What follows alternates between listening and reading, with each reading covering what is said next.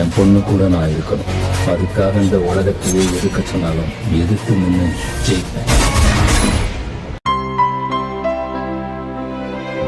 இனிமே கண்ணை மூடிட்டு கடலை எண்ணெய் வாங்கலாம்.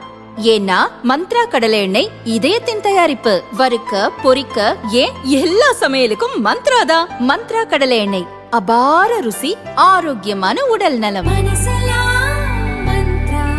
தமிழக பாரதிய ஜனதா மையக்குழு கூட்டம் சென்னை தீநகரில் நேற்று நடந்தது.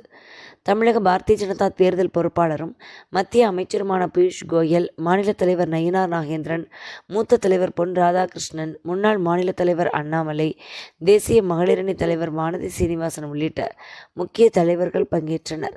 இந்த கூட்டத்தில் நடத்தப்பட்ட ஆலோசனை குறித்து முக்கிய நிர்வாகி ஒருவர் கூறியதாவது: பாரதிய ஜனதாவுக்கு ஒதுக்கிய 27 தொகுதிகளில் பல தொகுதிகள் சரியான தேர்வாக இல்லை.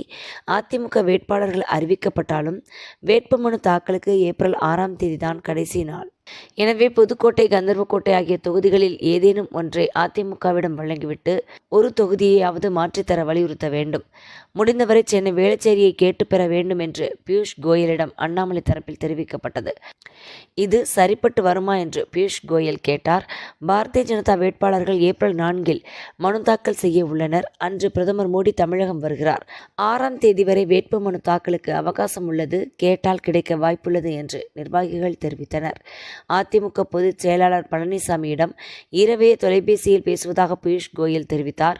பிரதமரின் தமிழக வருகைக்கான ஏற்பாடுகள் குறித்தும் ஆலோசனை நடந்தது என்று அந்த பாரதிய ஜனதா நிர்வாகி கூறினார்.